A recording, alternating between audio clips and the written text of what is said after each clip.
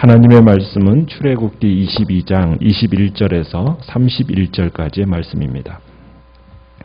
출애굽기 22장 21절에서 31절입니다. 21절 먼저 읽습니다. 너는 이방 나그네를 압제하지 말며 그들을 학대하지 말라. 너희도 애굽 땅에서 나그네였음이라. 내가 만일 그들을 해롭게 함으로 그들이 내게 부르짖으면 내가 반드시 그 부르짖음을 들으리라.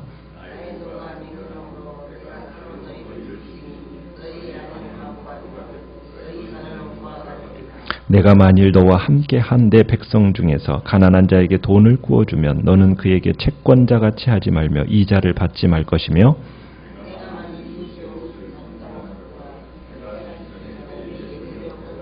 그것이 유일한 옷이라. 그것이 그의 알몸을 가릴 옷인즉 그가 무엇을 입고 자겠느냐. 그가 내게 부르짖으면 내가 들으리니 나는 자비로운 자임이니라.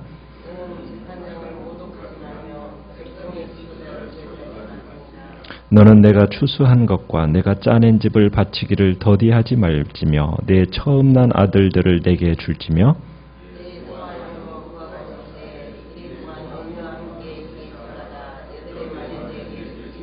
같이 읽습니다. 너희는 내게 거룩한 사람이 될지니 들에서 짐승에게 찢긴 동물의 고기를 먹지 말고 그것을 개에게 던질지니라. 아멘. 오늘 말씀의 제목은 약자 돌봄, 선택 아닌 의무라는 제목으로 말씀을 나누고자 합니다. 하나님께서는 오늘 본문에서 사회 약자를 위한 보호법에 대해서 말씀하고 계십니다. 가난하고 소외된 계층, 그들을 위한 배려로 제정된 법입니다. 가난하고 소외된 자들, 어떻게 보면 다른 사람의 도움 없이는 살아갈 수 없는 연약한 자들을 이야기하고 있습니다. 가난을 향해 지금 가고 있는 이스라엘 민족 안에도 약자들이 존재했던 것이고 또 동시에 가난한 자들에게 돈을 빌려주되 고리로 이렇게 주면서 마지막 남은 옷 한 벌까지도 전당 잡는 악랄한 사람들도 그들 안에 있었음을 지금 성경은 보여주고 있습니다. 근데 하나님께서는 그런 사회적 약자들 앞에서 내가 누려야 할 그 권리도 과감하게 내려놓고 그들을 돌볼 것을 어떻게 보면 명령하고 있습니다. 그리고 그들을 수탈하는 것에 대해서 무서운 경고의 말씀도 하고 계십니다.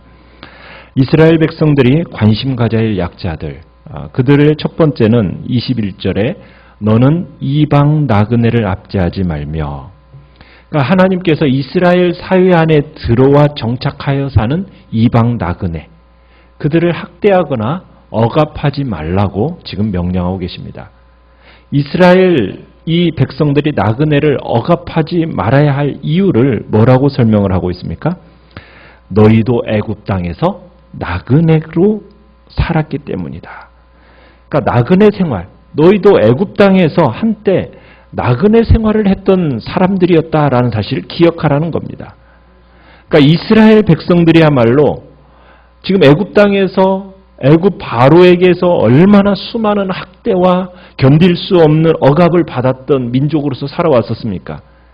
그러기에 그들도 이스라엘 민족들은 어떤 민족, 어떤 나라보다도 나그네의 그 서름, 고통을 잘 알고 있었단 말입니다. 더욱이 그들이 지금 이렇게 애굽으로부터 구원을 받아서 탈출하게 된 것이 누구의 힘입니까? 자신의 힘이 아니라 오직 하나님의 크신 능력과 은혜로 애굽에서 구원받아서 마침내 하나님께서 예비해 놓으신 축복의 땅 가나안 땅을 차지하게 될 것을 약속하고 계시는 거거든요. 그렇다면 너희들 이스라엘 백성 너희들이 이제 나그네 된 자들을 억압하고 학대하지 말아야 된다는 겁니다. 하나님의 은혜를 입은 자로서 어떻게 그렇게 학대하는 일이 가능하고 합당하겠느냐? 그럴 일은 있을 수 없다. 하나님께서 이방 나그네 된 너희들에게 은혜를 베푸셨듯이 너희들도 나그네를 돌보고 그들에게 사랑을 베푸는 것이 마땅하다. 지금 주님은 말씀하는 겁니다. 그러니까 나그네의 서러움을 누구보다도 잘 아는 너희들은 결코 너희들 중에 거하는 궁핍한 나그네 멸시해서는 안 된다. 지금 주님께서 명령을 하시는 겁니다. 그러면서 22절에 또 관심 가져야 할 약자, 과부나 고아를 해롭게 하지 말라. 그러니까 하나님께서 고아와 과부에 대해서 괴롭혀서는 안 된다라고 명령하고 계십니다. 어떻게 보면은 고아, 과부, 사회에서 가장 천대받고 의지할 곳이 없는 사람들입니다. 그들을 짓밟으면 내가 가만두지 않겠다. 이게 하나님의 경고입니다. 하나님께서 만약 그런 약자들을 괴롭히면 어떤 결과가 따른다라고 말씀하고 계십니까? 23절에 보면은 이스라엘 사람들 중에서 계속 그런 약자들의 인권을 지속적으로 짓밟는 자가 생긴다면 내가 분명히 내가 그들을 짓밟아 버리겠다. 그래서 너희를 칼로 내가 쳐 죽여서 너희 아내는 과부로 만들고 너희 자녀는 고아가 되게 하겠다. 무서운 경고를 하고 계십니다. 어렵고 가난한 자들에 대해 긍휼을 베풀지 아니하고 긍휼을 거두어 버리면 나도 하나님의 긍휼 거두어 버리겠다. 이 사실을 지금 어떻게 보면은 경고로서 말씀하고 있는 겁니다. 하나님께서 이 세상에서 가장 의지할 곳이 없는 사람들, 그들의 인권을 보장하는데 앞장서고 계시는 분이 하나님이십니다. 그래서 하나님께서는 성경에서 뭐라고 자신을 얘기하고 계시냐면 나는 고아의 아버지요 과부의 재판장이다. 하나님은 그렇게 자신을 이렇게 표현하실 만큼 고아와 과부에 대해서 특별한 관심과 사랑을 가지고 계시는, 그리고 그들을 배려해주고 계시는 분임을 볼 수가 있습니다. 가장 비열한 사유는 어떤 사유입니까? 힘없는 사람들의 인권을 박탈하는 사유예요. 가장 비겁한 사람은 자신에게 대항할 수 없는 사람들을 착취하고 그들의 인권을 유린하는 사람이 가장 비겁한 사람입니다. 하나님은 이런 비열함에 대해서 경고하고 계시는 겁니다. 그리고 그 비열함 내가 결코 용납하지 않겠다라는 강력한 의지를 보여주고 계시는 겁니다. 사회가 부패할 때 가장 먼저 일어나는 현상 중에 하나가 무엇입니까? 의지할 곳 없는 사람들의 인권들이 유린당하는 사회가 가장 부패한 사회의 첫 번째 모습입니다. 우리 교회 안에서도 절대로 그런 일이 일어나면 안 됩니다. 교회의 부패함은 어떻게 보면 가장 연약하고 힘없는 지체들이 무시당할 때 그런 부패함이 나타나게 되는 겁니다. 혹시나 우리에게 그런 일들이 있지는 않을까 우리는 유의해야 되는 것이죠. 하나님께서 사회적인 이 약자들, 이 학대받는 자들, 왜 이렇게 강력하게 저주를까지 선언하고 계시는 걸까? 하나님은 힘없는 고아, 과부에 대해서 내가 직접 그들의 보호자가 되기 때문이라고 얘기합니다. 그러니까 아무런 보호를 받을 권리가 없는 자들의 보호자, 그분은 누구이신가? 하나님이시라는 겁니다. 그러니까 아무런 힘이 없는 자들의 보호자가 되신다는 거예요, 하나님께서. 그래서 그들을 내가 지킨다. 그리고 내가 그들을 보복하겠다. 그들이 부르짖으면, 내게 부르짖으면 내가 반드시 그 부르짖음 내가 듣겠다. 하나님은 가난한 자들의 편에 서 계신다라는 것. 그것을 우리는 기억해야 됩니다. 하나님은 가난한 자, 그것을 마치 자기 자신처럼 하나로 여기신다는 거예요. 하나님은 자비로우시고 은혜로우신 분이시라. 그 은혜로운 자비로우신 분이 의지하고 보호할 데 없는 연약한 자들, 과부와 같은 그런 소외된 자들, 특별한 관심과 사랑을 가지고 계심을 우리는 보고 우리는 그런 하나님임을 기억해야 됩니다. 그리고 그 다음에 이제 25절에 보면 가난한 이웃과의 금전 관계에 대해서 이야기를 하고 있습니다. 하나님께서 이스라엘 백성들, 같은 동족 중에서 가난한 자가 있는데 그 가난한 자에게 돈을 빌려줄 때는 어떻게 빌려줄 건가? 돈을 빌려주고 나서 채권자같이 하지 말라. 심지어는 뭐도 받지 말라고 얘기합니까? 이자도 받지 말라. 이렇게 얘기하고 있습니다. 이스라엘 백성들은 지금으로 얘기하면 하나님의 교회의 백성들입니다. 성도들입니다. 성도가 다른 성도에게 돈을 빌려준다면 빌려준 후에 절대로 빚쟁이처럼 상대방을 윽박지르거나 그리고 핍박하여서 이자를 받는 그런 일을 금하고 계십니다. 돈을 구워줬을 경우에 하나님은 채무보다도 인애와 자비가 앞서야 된다는 얘기입니다. 고대 근동 문헌을 보면은 거의 모든 문화권에서 곡물을 이렇게 빌려준다. 먹을 것을 빌려준 것에 대해서 이자는 연 33.3%였다고 합니다. 돈의 경우, 빌려준 돈의 경우는 이자가 연 20에서 25%에 달했다고 그래요. 그런 정황 속에서 지금 성경에서는 이자를 뭐 하지 말라고요? 이자도 받지 말고 빌려준 돈 때문에 가난한 자에 대해서 독촉하지도 말라고 이렇게 명시하는 것은 정말 획기적인 사건이죠. 심지어는 뭐라고까지 얘기하냐면 26절에 내가 만일 이웃의 옷을 전당 잡거든 해가 지기 전에 그에게 돌려줘라. 이 말은 가나안 땅에서의 그 기후와 관련된 보호, 약자의 보호 규례입니다. 가나안 땅은 일교차가 매우 심해요. 낮에는 뜨겁지만 밤에는 기온이 뚝 떨어져 가지고 이불을 덮지 않고는 잘 수 없는 그 정도로 추운 날씨가 됩니다. 그런데 이스라엘 백성들이 당시에 입는 옷은 통옷이었어요. 펴면은 마치 이불과 같은 겁니다. 그래서 가난한 자들에게 이 겉옷이라는 것은 밤에 추위를 막아주는 이불로 사용이 됐었거든요. 그런데 가난한 자들에게서 이런 겉옷이 전당이 잡히면은 밤에 덮을 이불이 없는 거예요. 그러면은 밤에 추위로 고생할 뿐만 아니라 심지어는 목숨을 잃을 수도 있었습니다.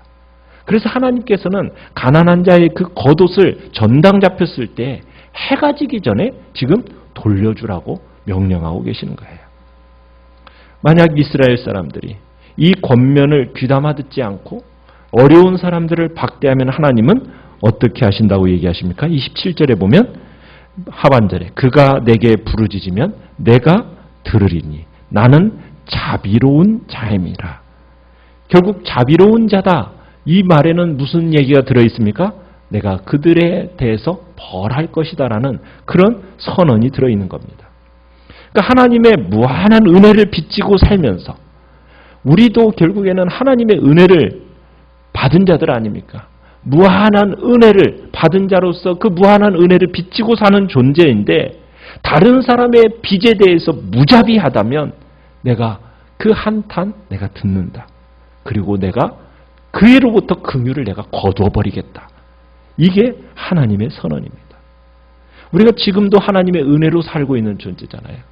하나님의 빚으로 살고 있는 존재잖아요. 하나님의 긍휼하심으로 이렇게 잘 살고 있는데 하나님의 긍휼이 내게서 떠나지 않도록 하려면 우리는 항상 겸손한 마음을 유지해야 되는 겁니다. 나의 도움이 필요한 자에게 미움과 멸시로 대하지 않는 것. 이것이 하나님께서 우리에게 가져야 할 마음이라는 겁니다. 하나님께서 정말 하나님을 경외하는 자들이라면 그렇게 모인 이스라엘 공동체요, 교회 공동체라면 서로를 향해서 어떤 자세와 어떠한 태도로 살아야 할 건가? 세상 사회와는 달라야 하지 않겠는가? 상대방의 입장에서 생각하고 상대방을 먼저 배려하는 자세, 그 태도가 우리 교회 공동체 안에 있어야 되지 않겠는가? 어떻게 보면 이 세상에 부조리와 갈등이 존재하는 이유는 무엇입니까? 다른 사람의 입장과 유익을 생각하기보다는 자기의 입장과 자기의 유익만을 생각하기 때문에 끊임없이 부조리와 갈등이 존재하게 되잖아요. 따라서 이 세상의 부조리와 갈등을 해소하고자 한다면 상대방의 입장과 유익을 먼저 생각하면서 그들에 향한 내가 받은 하나님의 긍휼과 자비의 마음으로 긍휼과 자비를 흘러내리는 것이 그것이 우리 믿는 자들의 삶의 태도가 아니겠는가. 주님은 우리에게 말씀하고 계시는 겁니다. 근데 참 현실적으로는 쉽지 않습니다. 그렇지 않습니까? 정말 타락하고 부패한 이 죄성이 우리 안에 존재하기 때문에 내 입장 먼저 생각하고 싶고 내 유익 추구하고 그것에 급급한 것이 우리의 마음입니다.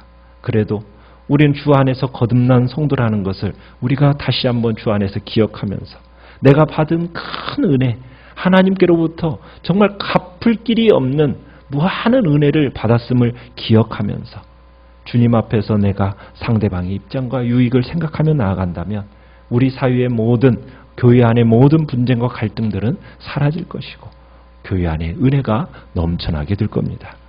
그렇게 될 때 세상을 향해서도 빛과 소금의 역할을 넉넉하게 감당할 수 있게 되는 거죠. 하나님께서 나그네와 고아와 과부, 가난한 자들을 돌보시는 자비의 하나님이라는 것. 참으로 지금도 우리는 그 자비, 하나님의 자비로 내가 살고 있다는 것을 우리가 오늘도 기억하면서 모든 것이 자비로우신 하나님으로부터 공급되어지고 내가 하나님의 자비로우신 도우심으로 살고 있는 존재인데 내가 그 하나님의 긍휼이 거두어진다면 내가 어떻게 살겠는가?